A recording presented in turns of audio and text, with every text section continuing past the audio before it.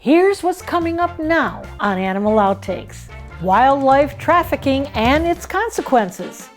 We visit the Brevard Zoo to learn more about how they're helping some of their very young victims. And we're back at the Clearwater Marine Aquarium to find out more about their manatee rescue and rehabilitation efforts. After a year-long closure due to the hurricane damage, this reopening marks an important milestone for CMA's mission. Plus, some good intentions led this red-shouldered hawk to a life in captivity. What you should do if you find a baby in distress. Don't go anywhere. Animal Outtakes starts now.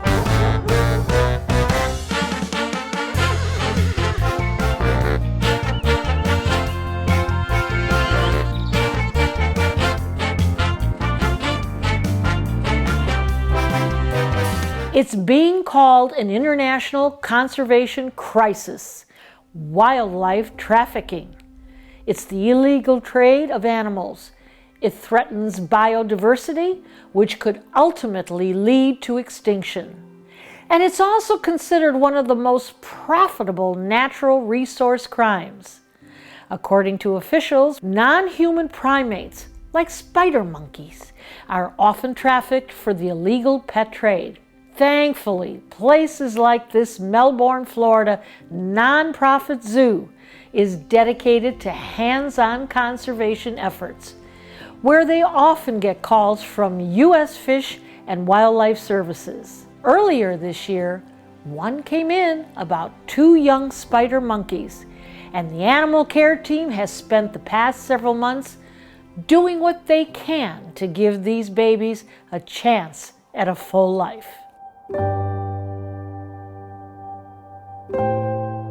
We're advocating for the natural world to be preserved and for these animals to have the best life possible. We currently have 16 spider monkeys that live here at Brevard. A spider monkey is a primate species that lives in South Central America. They are a very interesting species because they have a prehensile tail and they have no thumbs, which is a part of their evolution to survive in the environment where they live. It is a lot of work, but raising 2 baby spider monkeys has been one of the highlights of my career. Fernando is one of the monkeys that came in earlier this year, and I knew what it meant at that point to say that you would move mountains for somebody. That little baby is so cute. And so at one point, I do understand to a point they're so adorable, but the impact that it has on the environment and that individual, if they don't get into a situation like ours where they can be integrated to a troop, it's so detrimental. Our spider monkeys, when it comes to their personalities, are very diverse. They have a hierarchy that runs from male or female that are at the top and then runs down to whoever is the youngest. If you're a higher ranking female and you have a baby, that baby's going to be automatically higher, and the females typically run the show where a male is close behind her backing her up. All of our monkeys have very individualistic personalities. Some are more reserved, and then we have our wild child, and then we've got a mix of everything in between. They all have different things that they like, that they don't like. It just depends on the monkey. One of the biggest things that we run into here at Brevard Zoo is that there has been this misconception that spider monkeys do make good pets. So we originally had a troop of 5 spider monkeys when I started working here, and they were breeding and having babies, which we love. But then we found a need for bringing in confiscated monkeys that were in less than ideal situations. Each one of our confiscated monkeys, because we have 6 total, have come from different backgrounds. We've had some that were confiscated right at the US-Mexico border, and they were trying to be smuggled into the United States to be sold into the pet trade, and other situations where people had them as pets and didn't have appropriate permitting, or they weren't in a great situation. And so we were contacted by US Fish and Wildlife to see if we could take these animals in. So our confiscation monkey integration program, I would say, started in 2020. When Mateo came, and it really opened our eyes to this need of housing these animals that are unfortunately being trafficked for the pet trade. And the pet trade is really fueled by things that people see on social media, which is, you know, not always reality. These small clips that you're seeing of a monkey being cute, maybe grooming your hand, sitting on someone's shoulder, they require so much care, so much socialization, so much space, a lot of vet care, and not all of those things are being provided to these animals when they are kept as pets, especially when they're singly housed. Once we have a monkey on grounds that has been confiscated and we're looking at how we're going to integrate them into our troop, because naturally they would be living in family groups, they don't naturally accept other members of another troop. So it is a very delicate process going through all of that. We make sure that the animal is healthy and has all of their basically ability to be mobile and they feel comfortable. And then it depends on the size. We've had babies that have come in that are very small that are still on a bottle and we have to bottle feed them. And then we've had babies that are like a little bit bigger. I think the most unfortunate part is that all of these babies should still be on their mom.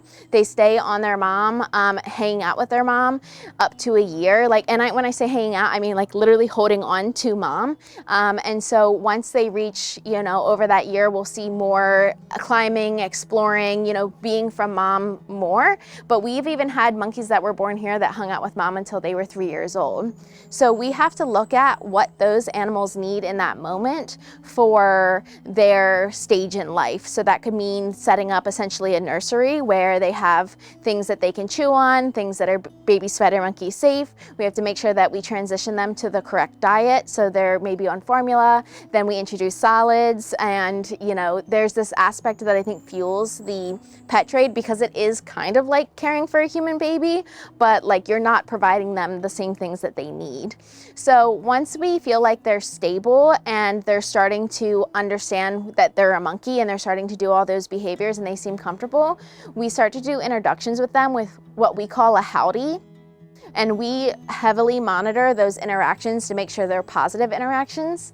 Once we've seen those positive signs and we feel like a baby spider monkey is steady enough and strong enough to be mobile and kind of hold their own, we'll start physical introductions, and we select certain members from our troop who we feel like are really good with babies, and that's been a part of them having siblings here born at the zoo is they have those interactions with other babies. So, but those babies have their moms to protect them. We have to protect them during these introductions. Here at Brevard Zoo, we have 3 main habitats that are connected by tunnels. We have 2 behind the scene areas and then a 3rd cognitive research area. So there's a lot of new spaces to learn when you're a brand new monkey coming into the world and you didn't have anyone to teach you anything. So we make sure that they're comfortable in all those spaces. We go to the lengths to provide this care for this animal because it's a part of what a zoo does. It's a part of our mission. We want to see people and wildlife thrive, and that includes protecting species that are here in our backyard and also in other parts of the world. We've been a key member of the spider monkey, I would say, community and the things that we're doing with their habitats and the amount of work that we put in to expand their spaces for them to have this natural fission, fusion, social aspect of their troop. We've seen so many incredible increases in positive behavior amongst our troop. And then when we learned that we could integrate monkeys, once you do it once and you master it, more monkeys keep coming. Why would we say no? How do you say no to a baby monkey that's this big that, you know, is without a mom and needs somewhere to go? And we know we have the perfect troop to hang out with them.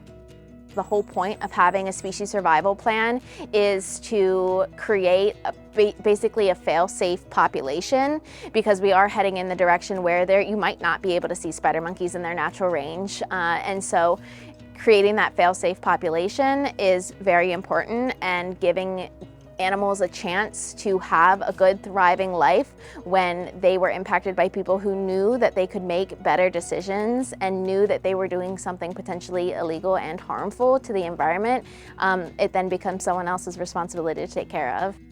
The reality is that habitat destruction is happening rapidly around us, and it affects all species. Spider monkeys specifically, not only are they being affected by habitat loss and destruction, but now they are being essentially poached.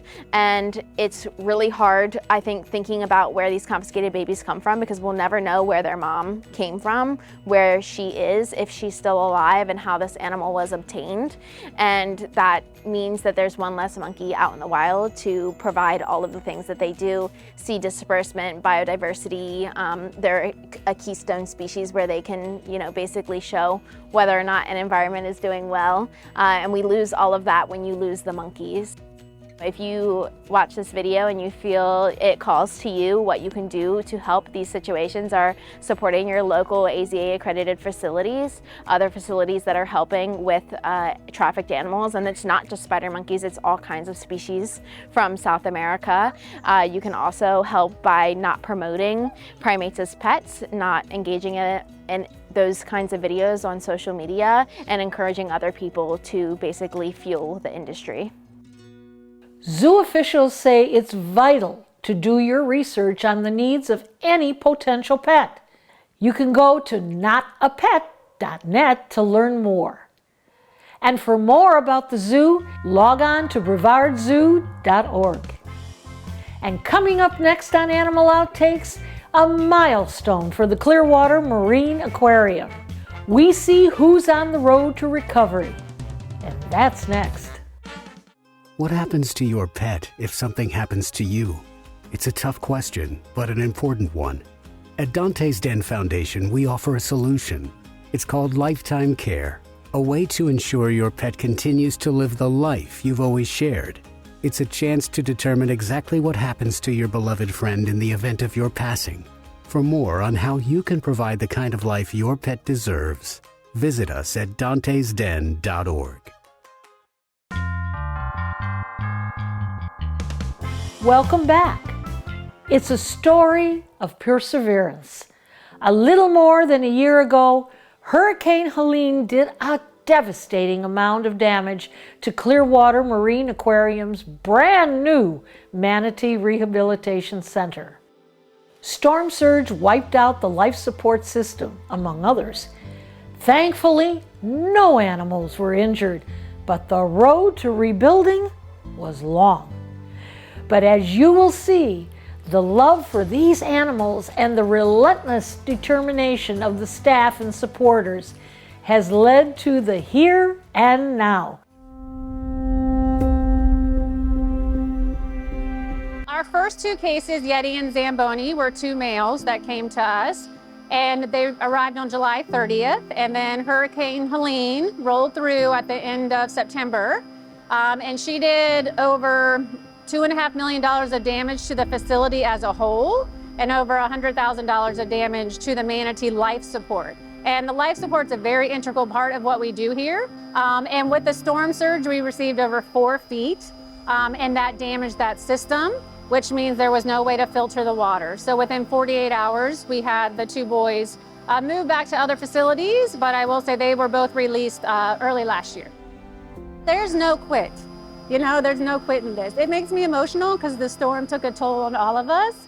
This is a great place. Everybody loves the animals here. There were people here throughout the night just to make sure everyone's okay. But when you see the water rush in, you do feel quite helpless, but this is where we depend on the guests that come through the doors, the donors, the people that are pass holders, everybody that keeps us afloat, the money that we got from Florida Fish and Wildlife, the governing bodies, agencies, everything to get us back up and running. Not one person was like, oh, we're done. We're like, no, we still have a mission to do, so let's make this happen.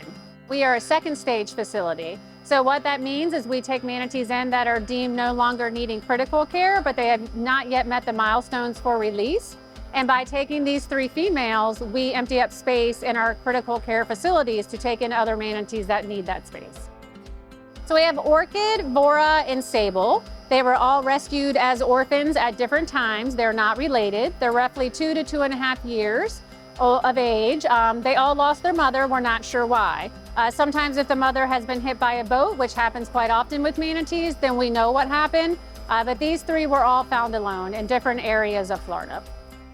Manatees eat 10 to 20% of their body weight. So these 3 girls behind me eat roughly 200 pounds of food a day. So they're grazers, so they eat all throughout the day.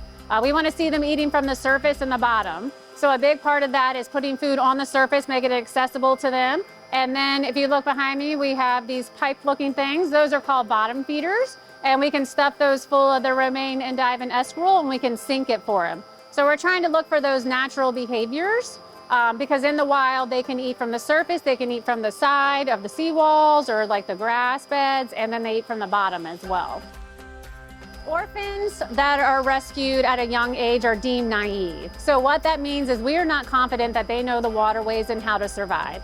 So in the first 2 years of the cat's life, it learns from its mother. It learns how to forage, but more importantly, it learns where to migrate during the winter, as we're in right now. They need to be in water that's at least 72. So they need to be able to go to our natural springs or the power plants. If they don't have that knowledge, it's very detrimental to them. We are officially open. I encourage you to come, however, because these girls are slated to be released in February. So once they're out there, they're out there. We're basically here to put weight on these animals. They need to be at least 600 pounds. All 3 of these females are currently over 600 pounds. And this is for a number of reasons. Like I said, they're around 2 to 2.5 years of age. One of our manatees is 800 pounds orchid, so that's a 2.5-year-old manatee, so you can see how large that they get. But part of the program that we do here with second stage, and with these animals being deemed naive, is they will be tag tracked and monitored by the Clearwater Marine Aquarium Research Institute. So sometime in February, they'll be released into the springs that are designated by U.S. Fish and Wildlife and Florida Fish and Wildlife as to where they go. And then they'll be tag tracked and monitored, and at that time there's hundreds of manatees. So what we're looking for is for them to go into the spring, kind of hunker down with those animals, and when those animals start to move, that they follow and that they go out with them and they go to feed and they start to utilize the waterways. And then more importantly, we want to see them come back into those springs a year later. So currently right now, there are people from that research institute, that's all they do. They're out there looking at the kiddos, as I call them, making sure they're moving right now into the springs and into the power plants, and that, you know, that they're learning. It's a very successful program. For some reason they get into trouble, we'll go help them out, but most of the time they learn from the other manatees. So it's the one thing that we can't teach them here. Well, outside of when I turn around and just look at how amazing and beautiful they are, I call them the lawnmowers of the waterways. So, you know, if the seagrass beds or the plants that grow on the surface, if those take over a waterway and there's nothing to eat it, then that can be harmful to our non-air breathing critters, so fish and things of that nature, because the plants take over, then there's no oxygen in the water. So I call these guys like the lawnmowers. They help to clean the waterways, keep the waterways clear of all of that. And they have no natural predators outside of us in nature, you know, which is very rare in the animal kingdom, and that makes them very unique and special. And not to mention, they're just beautiful. For more on this center and the other programs, go to cmaquarium.org. And coming up after the break, a hard lesson learned. How humans can do more harm than good if they don't learn the right way to rehab. That's next. It's hard not to want to help when you see a wild animal in distress. But as we learned at Save Our Seabirds, sometimes good intentions don't always lead to the best outcome. The good news, there are so many resources available all over the state of Florida. Helping an animal in need may be as easy as a phone call. So this red-shouldered hawk was found as a hatchling on the ground, and a well-meaning individual decided to take her inside their home and attempted to raise her. Unfortunately, that is a really bad choice, and it led her to become imprinted on humans. So eventually she was surrendered to a different rehabbing facility over in Maitland, and they worked with her to help try and rehabilitate her to see if she could stand a chance at being released, but unfortunately the imprint was just, you know, that kind of sealed the deal for her. So she is about 7 months old now. She's very young. She hasn't really developed her official red shoulder that gives her the name yet, but it's starting to come in a bit. She's doing her fist thing again. What is she doing? I don't know. I think because she's an imprint, she just observes really strange behaviors for a bird. So this red-shouldered hawk shares a really important message of what to do when you come across injured wildlife or orphaned wildlife. And the most important thing you can do right now would be to hop onto a search engine and find a local licensed rehabber and just save them in your phone so that when you come across a situation, you have them right there, you can call them. You could also work with animal control or different services like that, and they can link you up to different organizations. But it's super critical, especially for really young birds like a hatchling or a fledgling, to receive the right kind of care, because it's such a sensitive time where they do become imprinted really easily. And when that happens, they don't develop their natural instincts, so that thwarts their ability to hunt or fly or recognize the right situations to look for things. It affects their ability to socialize with other birds of their species or recognize different type of social dynamics and cues. So when someone comes across an animal, it's just so key to find the right help for it instead of attempting to do it yourself. Because then, unfortunately, she's got a perfect bill of health other than being imprinted. So she should be soaring out in the skies, but she lives out her days with us, and we provide her with as much excitement as possible and as many questionably tasty treats as possible. Meeper, wanna come get it? Come get it. Look at that. You kind of like it.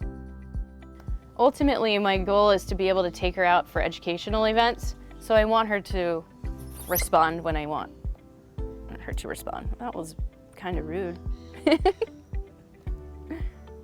If we did release her, she would really struggle to assimilate to wildlife because she has been accustomed to being fed and provided her meals. She wouldn't really know how to scavenge or hunt or look for things. She wouldn't really recognize the habitats to look in. And then when she becomes an adult and it's breeding time, she wouldn't recognize the social cues to have a successful breeding season or maybe even be accepted by the others. And then another thing is, because she's so used to people, if we were to release her, she would continue to seek people out, and that would draw her to dangerous environments and towards people who might be terrified to see her and might cause her harm. I personally would be really psyched if a hawk was flying at me, but I know that most people don't feel that way. And we'll be right back. Animal Outtakes is produced by Dante's Den Foundation, a nonprofit group dedicated to creating the best life for dogs. If you would like to learn more about Dante's Den, donate, or volunteer, visit our website, dantesden.org. We hope you had fun and learned a thing or two along the way. And we'll be back here again next week with even more animals and some educational and engaging encounters. Until then, thanks for watching.